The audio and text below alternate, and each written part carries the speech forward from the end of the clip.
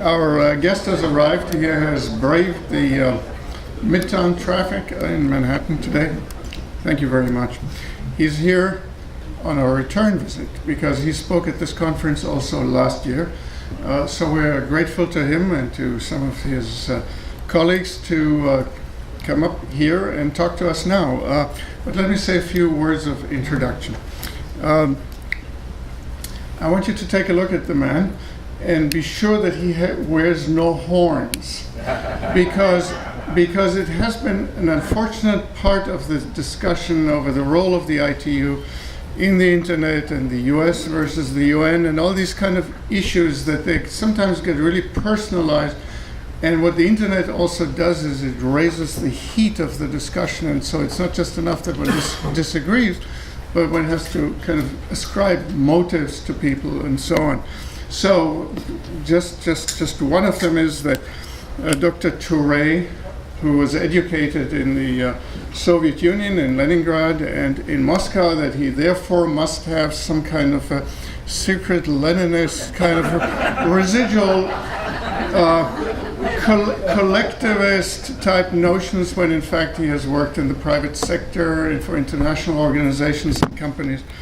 But his real commitment is not to Leninism, but to the development of telecommunications around the world. And he comes from a continent that really still needs that.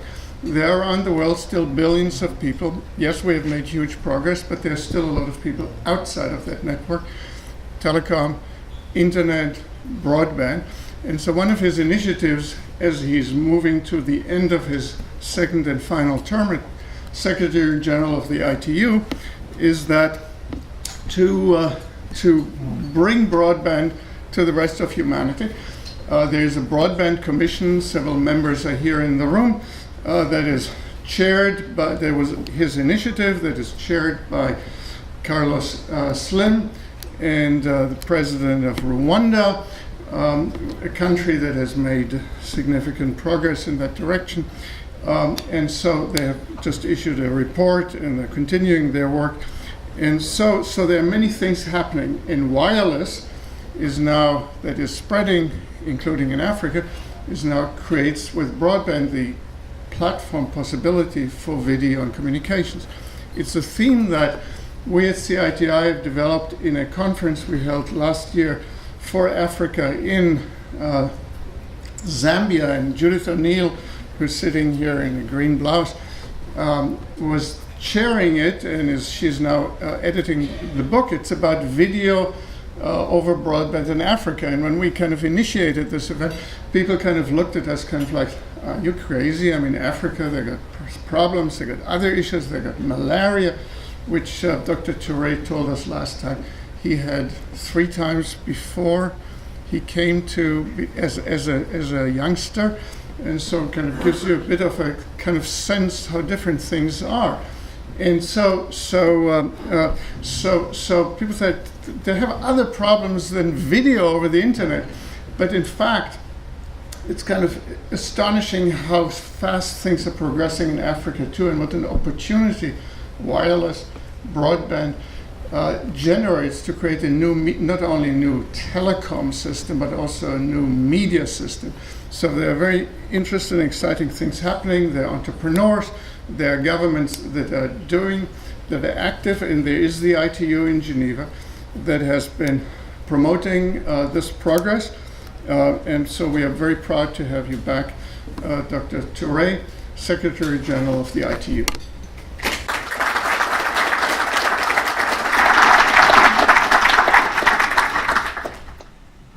Thank you so much for the introduction, and thanks for mentioning that I'm wearing no horns, having spent 6 years in the cold Russia. But people forget to mention that I also spent 12 years in Washington, D.C. And if the Russians in 6 years was able to make me a CIA agent, Americans did not succeed to make me a CIA, a KGB agent in Russia. I was not able to be a CIA agent in 12 years that sounds like a failure. So I think, but to tell you the truth, I'm a double agent. So listen, last year I was here exactly at the same time. It's a real pleasure to be back again in this great institution. At the very time last year we had the General Assembly where we're talking the same issues, talking about sustainable development, the Millennium Development Goals. And of course, last year when I was here, issues were much more heated, we're getting close to Dubai conference. And of course, I was forbidden to use the I word at that time. And I'm going to say it again. Yeah. At that time, I came here and said to you that ITU is not about to take over the internet, the governance of the internet. And here we are. A year later, we didn't. And I was serious about it. And the issues that we talked then in Dubai were very relevant to the world. And I believe that now, after a year, many of you will see that we indeed undertook some very, very serious issues there, and the relevance of them will be seen as we move along. So at the WTPF, I even had to wear my blue helmet. So for some of you who were there, I hope you understood the joke. You did. I was wearing the blue helmet and say, oh, ITU is not taking over the internet. And I think that, again, we were correct. And it was no need for such a really fierce battle that we went through. I believe that the world needs a real more calmer atmosphere so that we really deal with the real issues.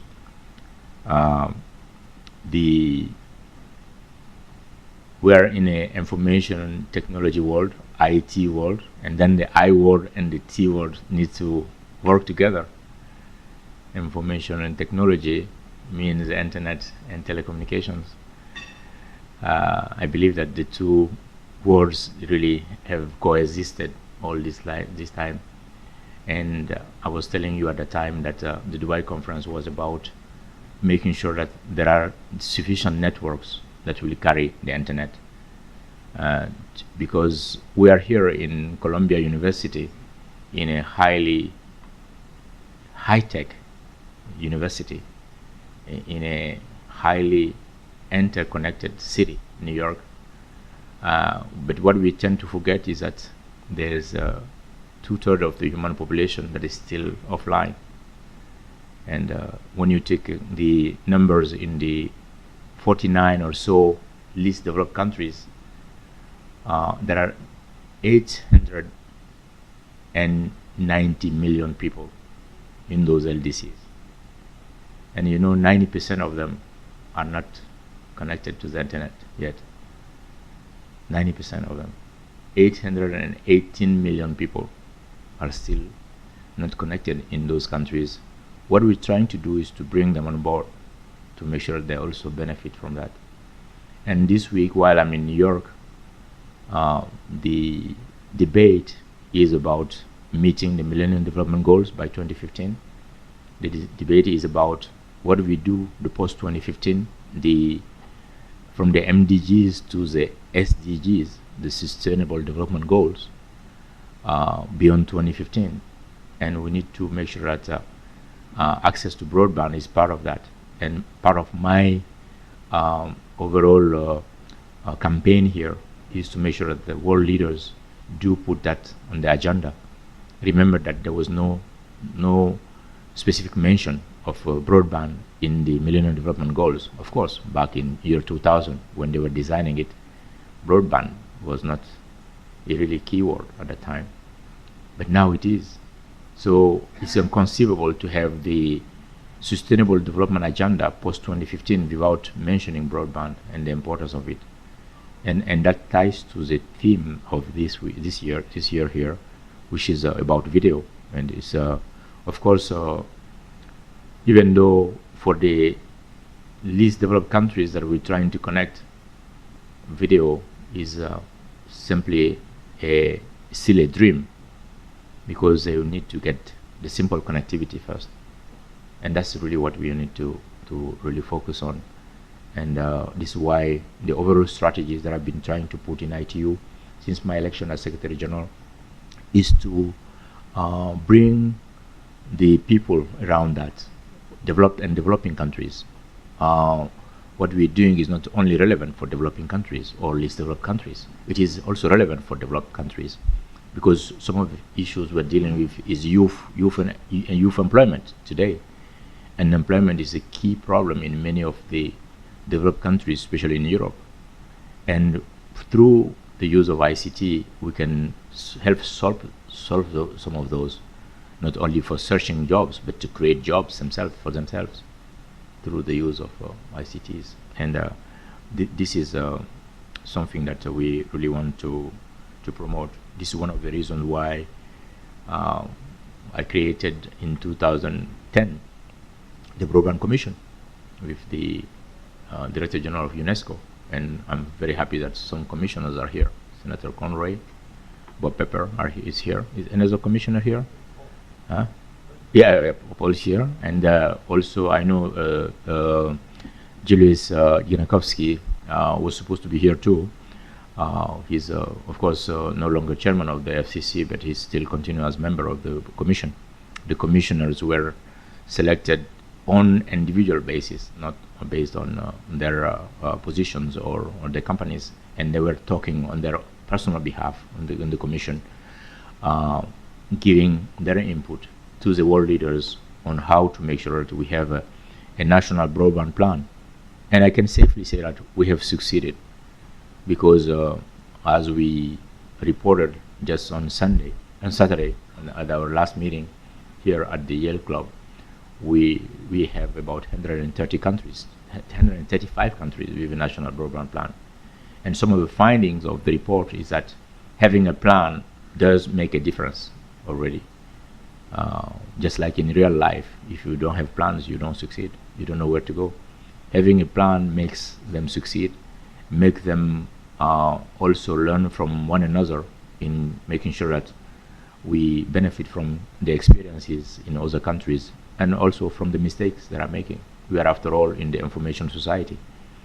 It will be a pity if you make a mistake that was made already by lack of information in the information society, or reinventing something that was already invented for lack of information. Our next ultimate goal is the knowledge society, where everyone will be connected, will be using information, will be creating information and sharing it. Those are the four foundations of the knowledge society we're trying to build here, and which everyone, every citizen will benefit and also contribute to it, no matter where they are and no matter what their circumstances, and knowing especially the full potential that this society will bring to all of us, because it's based on human brain that's creating innovation, and that is one natural resource that is equally distributed everywhere. You will find in the poorest countries in the world that they have people with intelligence that can really bring innovation, and we're seeing that today. So the work we're doing this week is to make sure that we do embed broadband and connectivity and access to internet into the national plans, into the global follow-up for the beyond 2015. And this is one of the reasons why I organized actually just 2 weeks ago in Costa Rica the first World Youth Summit. It was originally on the topic of cybersecurity. We wanted to, with the President Chinchilla, who is the ITU's patron for the Global Child Online Protection program, we wanted to get the children from all over the world to come themselves and talk about their own safety and bring their input to it. they decided to go beyond that. They decided to give their input for the post-2015 development agenda, to which they are part and parcel of, which will be their agenda themselves. They wanted to talk for themselves, about themselves, and that was very powerful message. I was very pleased to have seen President Chinchilla of Costa Rica delivering this message at the General Assembly 2 days ago, and yesterday she and I together handed over to the President of the General Assembly the report, the message of the youth of the world, to the world leaders, for the future they are dreaming of, the future they want. And that's a powerful commitment that they are showing to us. So these are the type of issues that are ongoing now, and information and communication technology will play a very important role in this. I'm glad that all of the leaders recognize that, and if you look at all of the side events that are taking place this week here, from the Mashable Social Good Summit to the Clinton initiative, we have the information and communication technology as a key theme, as a key driver for it. Of course, when we talk about video, I believe that it's part of the whole structure. When you're talking about broadband access, because to be frank with you, with the least developed countries, video will not be the main driver. It will be access first, broadband second, and then you take the applications, health, education, that are powerful tools, but of course then video will play a key role in that as well to help them. But they will have, for the moment, to try and go around some of those lack of high-speed connectivity that they don't have today, so that they will have to use some other means to overcome those. And I've seen some very good applications in this. I've seen in some countries where they are just an example. I was 2 years ago in Bangladesh. The Minister of Health himself was demonstrating to me the powerful new application they have for e-health. It's a minister himself. He really was convinced about it, and I was trying to ask him very negative questions, but he seemed very convinced about it. And I was very much impressed by some of the ways they are solving some of the issues, such as low speed.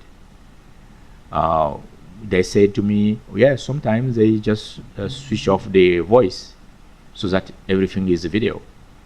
So to give enough speed to this. So they are themselves finding the solutions to those things. And it's very important to note that.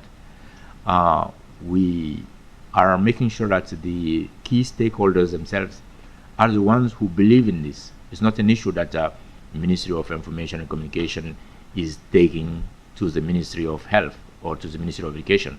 It's the Ministry of Health or Education that are coming asking for help in that area because they believe in it. They are, after all, the creators of content. In fact, this is why when we created the Broadband Commission, I joined forces with UNESCO, because my constituency is dealing with the infrastructure only, not the content at all. And I thought that I should have someone from the content side who will be with me. And UNESCO is dealing with content for health, for education, culture, and science. And therefore, together we can move forward. We created exactly the same type of commission with the WHO Director General, called the Commission on Information Accountability. Don't try to find an acronym for that. Commission for Information Accountability. That would mean something else. For women and children's health. And together we are really putting the power of ICT to helping the health sector in moving the Millennium Development Goals. And this commission for of WHO is co-chaired by Prime Minister of Canada and President of Tanzania, just like our Broadband Commission for Digital Development is co-chaired by Carlos Slim and President Kagame. Two very strong leaders in their part and complementary. One is a political leader, one is a business leader. And that's how we feel that the role of ITU is becoming even more important. I'm pleased that by the end of my second and last term, did I say last term? No. By the way, last week when Angela Merkel was re-elected for a third term, it gave me some good ideas, good reasons why I think why should you have a term limit. Of course, in New York, we also know about third terms. Mr. Secretary General, we have to be out of here at 2 o'clock sharp. And so we'd like to have 15 minutes for Q&A. So if you can go on for another 5 minutes, and then we kind of open this up to Q&A. Thank you. In fact, I'm almost done because I'm talking about my re-election already. So I think there's nothing more to add. No, let me just say that, conclude here by saying that, I'm very pleased with the new wave of interaction I'm seeing in the ITU. As you know, I came from private sector to ITU straight. And I was criticizing the Union or the United Nations while I was out there in the private sector. But I came there with the message that, hey, you guys are just in a credit-taking business. Either you take credit of everything or you kill it. Okay, let's change that. And they elected me. And they re-elected me again for a second time. And I believe that over the past 8 years, 7 years, I have 1 more year to go, I was very much satisfied with the way we've been doing business so far. Our latest great event was the World Policy Forum. And of course, you've all seen the synergy that we were able to bring in there while bringing cooperation and collaboration.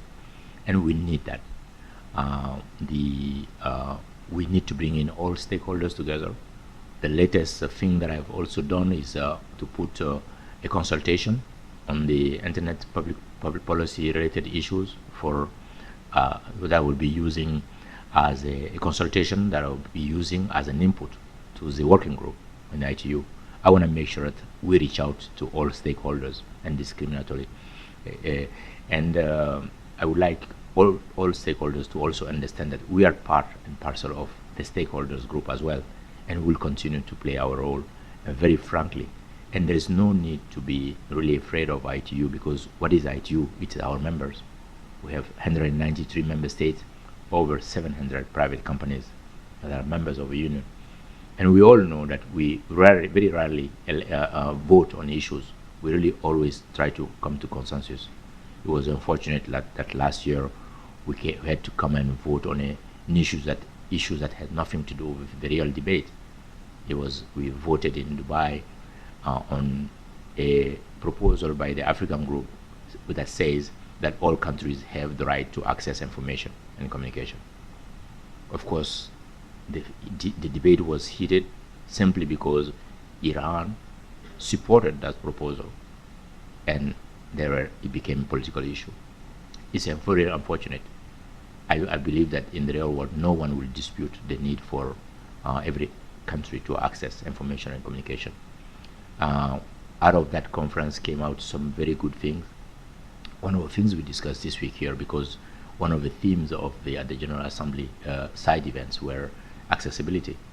And the things we did for it's the first time in a global treaty, we have a special provision for accessibility in there. And I believe that those are very important themes. So my call on you is to please continue to work with us. We're ready to not only, we have an open door policy, but it's not enough. We know it's not enough. Because I'm always saying having an open door does not mean that people will come in. I'm reaching out also. And that's why I'm doing all this, to make sure that we challenge one another intellectually. From friction comes light. And if we are able to challenge one another intellectually, we'll come to some very positive results. So thank you very much again. The floor is open for questions.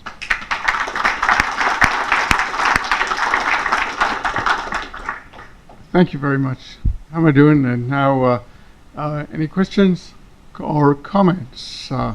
Heather Hudson, but please, when you speak, identify yourself. Heather Hudson, thank you for your update. That's very helpful to see what you're doing to continue to try to get ICTs into the larger development agenda or agenda. I want to ask you about affordability and kind of one of the components of sustainability. I think that I quite agree with you that video is not the first driver in a lot of developing regions, although now that we're getting smaller and cheaper devices, and we have a lot of online content from university courses to YouTube videos that people can look up to learn a lot about anything. How do you see people in the developing world, even if the networks get upgraded, being able to afford to use? Because we've had some discussion here about content caps and pricing policies that the industry is struggling with, but users in many countries also struggle. Yeah. No, I mean, video will continue to play a key role. I mean, there have been a very old saying that's saying one picture speaks more louder than 1,000 words, and that's clear about very clear, and especially when you're talking about education and education in every languages or things like that. Some of them are not written languages, and therefore we are dealing with many types of people with different levels, and therefore video and pictures will be playing a key role in that. For affordability, I mean, standardization is a key. I mean, with the latest compression techniques that was approved by in the ITUT, for instance, to give a possibility of transmitting the same video quality at half of the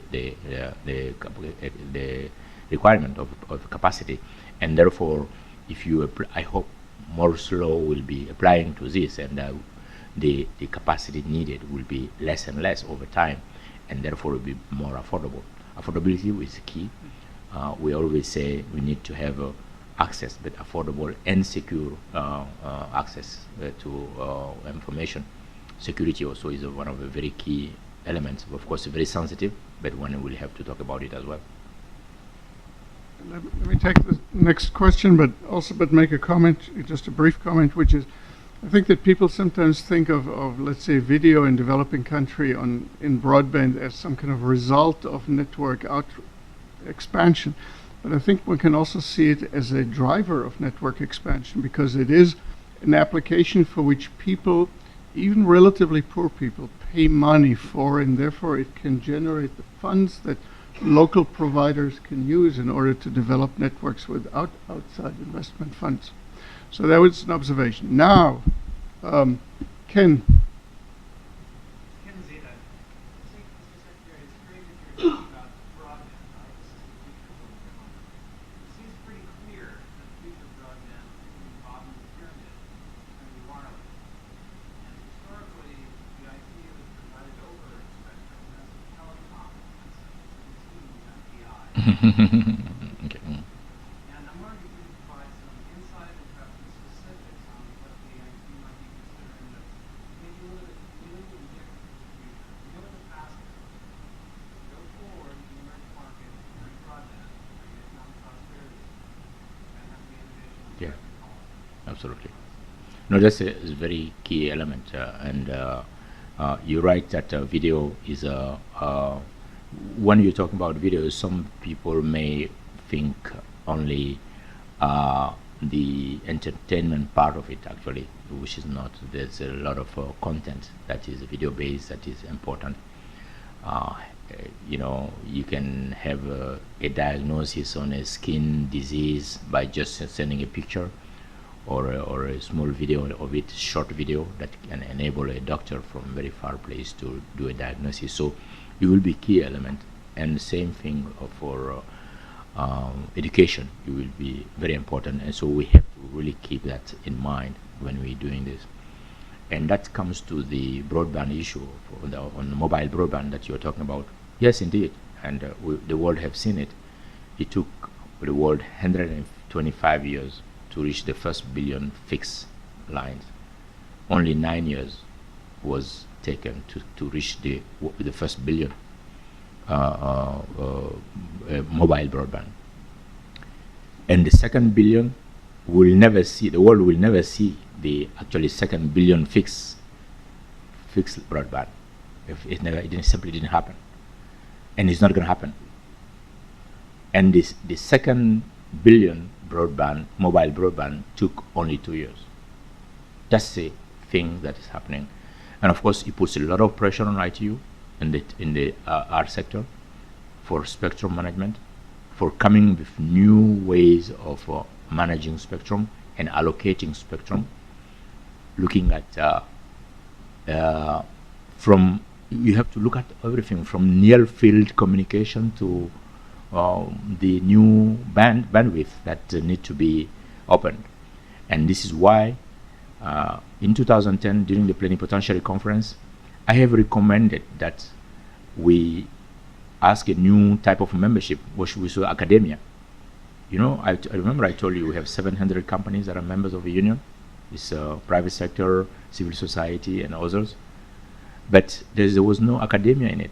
We opened a new type of membership because our, I'm an engineer myself. We know in the engineering school we study the ITU standards, both ITU-T and ITU-R standards. But there was no feedback in the R&D, research and development, that goes in academia. There was no feedback to ITU. So I recommended there was a missing link. There was a missing piece there. That was academia, and our members has agreed to open that type of membership. And I believe that through that we're going to have a lot of new innovations that are coming. We already have over 70 universities that are joined as member. I'm working with Professor Jeffrey Sachs to try and encourage Columbia University to be one of the members of the union as well, and I hope that we'll have that. So these are some of the things that we want to do, so that we really have all of the players in there, so that we can move the research and development far enough, you know, to challenge ourselves to meet the commitments. But some of the decisions that have been taken in terms of digital migration by 2015, those are moving very well, and I believe that it will open up the doors for many things. The white spaces are some other areas that we need to look at, and I was very much impressed by the things done here in the US by Microsoft and others, and I've been working with them to try and see how they can embed those works in the work of the union, and we're gonna take up those issues. And by the time I leave this union, I hope that we're gonna open those doors to all of the stakeholders, so that we really have some new blood in it. Thank you very much. How much is that membership? Oh, yeah, for no, it's very symbolic. It's $3,000. You know, it's $3,000 membership for. You know, okay, Dave was just kind of starting to talk. Louder.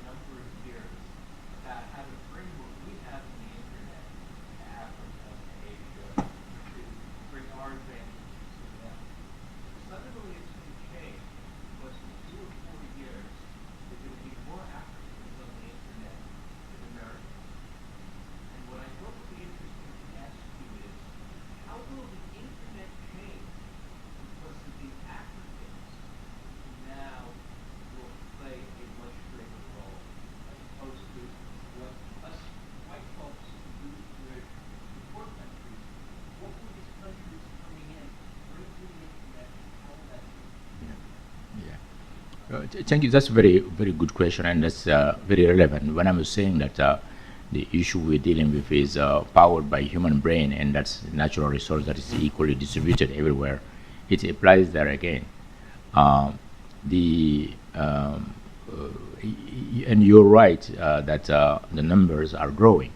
I mean, just 15 years ago, I was interviewed on CNN, and the gentleman was telling me that the numbers, there was more phones in New York City than the whole of Africa. And at that time, I was saying, my response was that I don't look at those negative numbers. I'm looking at what are the potentials in Africa. If there is 10% penetration in Africa at that time, there was 90% potential for growth. If I go to a country where the people are not wearing shoes, I'm saying, oh, there is an opportunity for shoe business here. And that's what I do. When the Africans come on the internet, they will be even more innovative. You will give them the opportunity if they and I'm telling the leaders here, you have to train their brains so that they can contribute as well. You know, Africans in little poor and rural areas are on a daily basis building softwares just to survive. A software is a survival kit. It's a survival tool. It's a solution tool. And they are doing that on a daily basis. So if you train them on how to make a software, they will come with many more innovative solutions. And we've seen already some new services, new applications being conceived, developed, and implemented in Africa. Look at the M-Pesa, mobile payment. It was designed there for people, by people who do not have bank accounts, who want to transfer just $2 to $5, for which the current banking system is not fit for.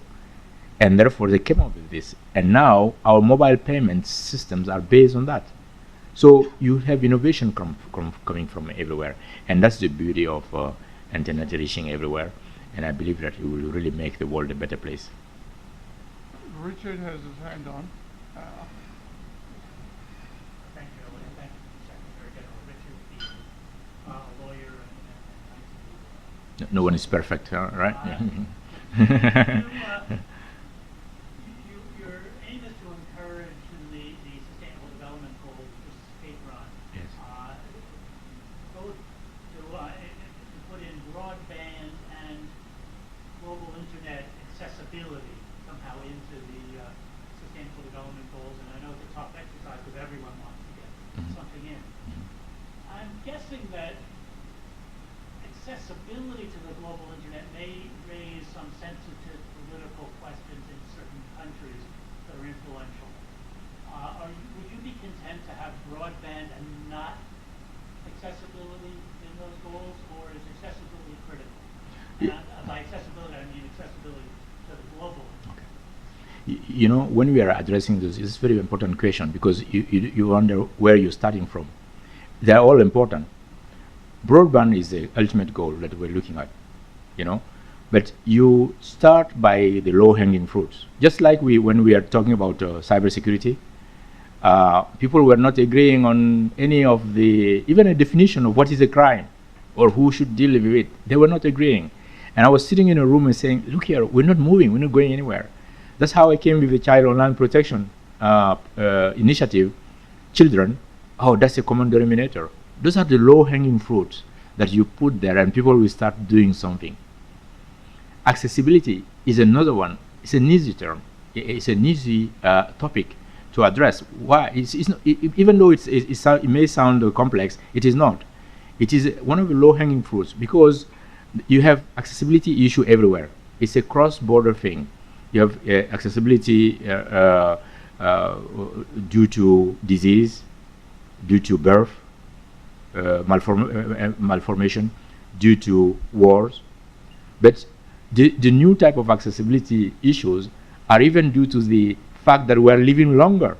With age, people will naturally have some type of disabilities, and therefore it's an issue for everyone, including those developed countries where people live much longer. And therefore, it's a common denominator. It's much easier to get a common understanding on it than anything else. When we start with those things, you can move forward. Just like I was saying in the cybersecurity, when we find a good global framework of cooperation for protecting children in the cyberspace, guess what? The same framework will work for anything else. You can expand it easily, and you'll be moving as you talk. You know, and that's some of the key issues. I think we are bringing issues that are sensitive, that are people cannot dispute, that issues of accessibility, issues of gender equality. Gender is an issue, and it's an issue everywhere. In this country, you don't have gender equality. You know, and this is a problem. So there are many issues that when you bring them, people will not dispute them, and therefore you will force them to move forward and have a common policy and a common agreement on it. Now, I'll make a comment and then I will invite pretty much lots of hands up there to speak seriatim, and then you perhaps can kind of address all of them together. But I would make a distinction between commonality, common values on access and accessibility to that of child protection. That seems to me more of a content issue. Content issues, different countries disagree, individuals versus governments, parents versus government. And so it's not quite as clear to me that this is a governmental function, and B, that it's an international governmental function, and that it is as easy to, well, it's always easy to agree to protect children, but exactly what is being protected is going to be, I think, more difficult than it may seem. That was an editorial. Now let's kind of hear Susan, and you have kind of raised your hand many times. Why don't you start and then Susan, all right? Because your hand was up first. Sorry, 2 days ago, President Dilma Rousseff here We'll just have several people. for the UN to take a major role on the internet governance. She's also proposing in Brazil to not allow to force OTT to keep all the content in Brazil. Use the data, which would really change the rules thing. We'd love to hear your views on that remark. We'll do this in a moment. Susan?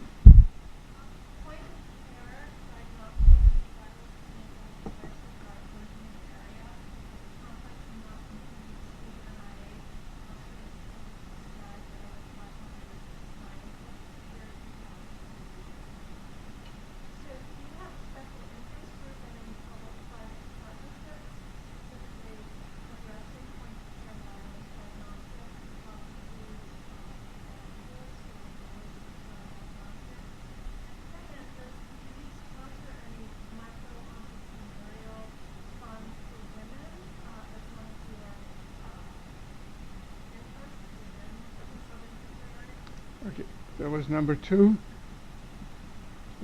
Was there somebody? Yes? Yeah, I just wanted to say one of the more impressive education. Columbia has been 5,000 broadband centers, including some countries where everybody has access. I just would be interested to know in Africa where is the leading effort on the education. Is there any other comment here from the floor? So we had 3 issues. There was education, there was health, and there was Brazil and wiretapping and stuff like that. Well, One yeah, more. sorry. One more, I just wanted to see if you had any comment about the internet.org movement by Salvador and some of the other larger Can you repeat? I was asking if you could comment on the internet.org movement led by Facebook, Zuckerberg, and the rest that are trying to bring affordable, efficient broadband, wireless to the other 5 billion people out there. Okay. 4 questions, 3 minutes. Okay, that's good. No, I take from in the reverse order. The one on the internet.org, I frankly uploaded those efforts actually, because it's about time the people who are dealing with the content also think of the infrastructure side, because we see an exponential growth in content, and that was one of the key reasons why last year there were frictions, there were misunderstanding, because the people dealing with the content and the one with the infrastructure were trying to fight one another, and it's about time that they look at it. And if we really try to find some solutions together, it would be nice. I'm planning to actually reach out to them to try and see how ITU can also get involved and work with them.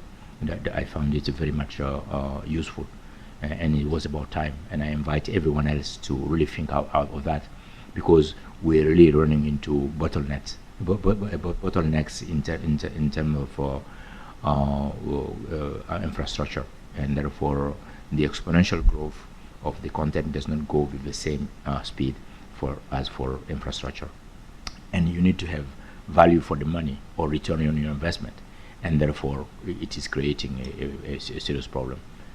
So on the second question was on the where the leading efforts in Africa in terms of e-education, things like that. I think there are a number of countries that are dealing with it.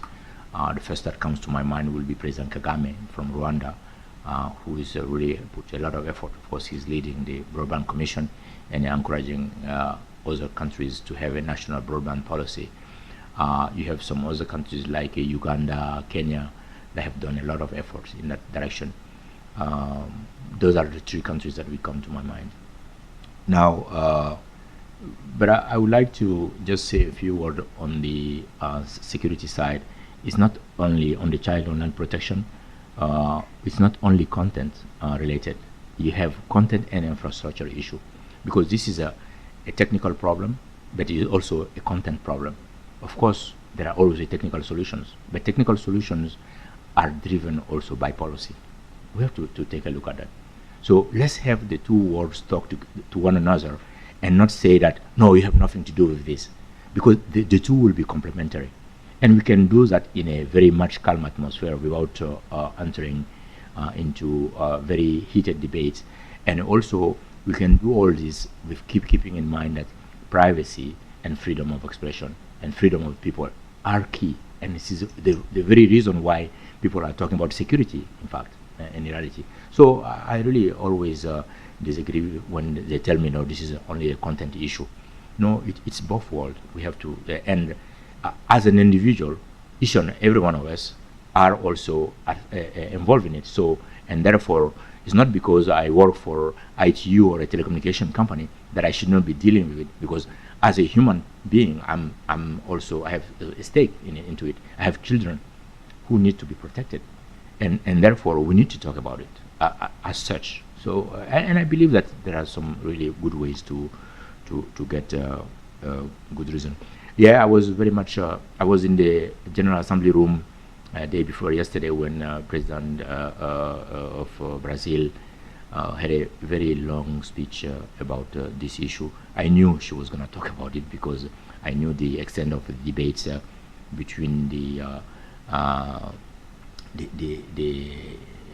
different countries that are usually friends, that were all now shocked by the extent with which there were some cases of over espionage. But I always, I think that we can still have national security, because there are very serious national security issues that are at stake. I mean, I'm not gonna be here to defend any country, but I can say that you have to. There have been many 9/11s that have been saved, that have been prevented so far. But now, privacy and freedom of expression are very key, and we have to get to those things. And I think that there is room for collaboration of all member states, and taking into account the nature of internet itself. I think there are ways to talk about this in a friendly way, and I think that the current debates are going in the right direction, because people are very serious about it, and everybody is saying, no, we don't want anything to happen again as usual. But it's a very important debate. I believe that there is room for cooperation, and the doors will be open from now on for the partners to work together. And we don't have to be in the same camp to deal with these things. I think everybody should come together. The issue on mHealth, I'm not aware of this conference, but in ITU we do have a unit in the D sector that is dealing with mobile health. There is a program called Empowering. There is also a working group in the standardization sector that is dealing with these issues, and therefore there is a number of cooperation and collaboration with the World Health Organization, because while we are trying to do this as well, we have to make sure that the medical practitioners are the one taking the lead, and technology will just be following, But standardization will be key to ensure that there is interoperability, and also there is a widespread implementation as well. So the two worlds will continue to be complementary. We don't have a budgets per se for projects, because our overall goal is to ensure policy, to encourage policy, and we believe that there will be government role in investing, but also they will give the opportunity for private sector, also giving them the right environment for investment. Well, this was really fascinating, and I wish we would have more time, but I think there's some other people, some other group breathing down our neck for us to vacate this room, and we have a panel coming up in 10 minutes, and you're back in Yoris Hall, and if you have the time, we'd be very honored for you to be in the audience. But first I would like, of course, to thank you very much for taking the time.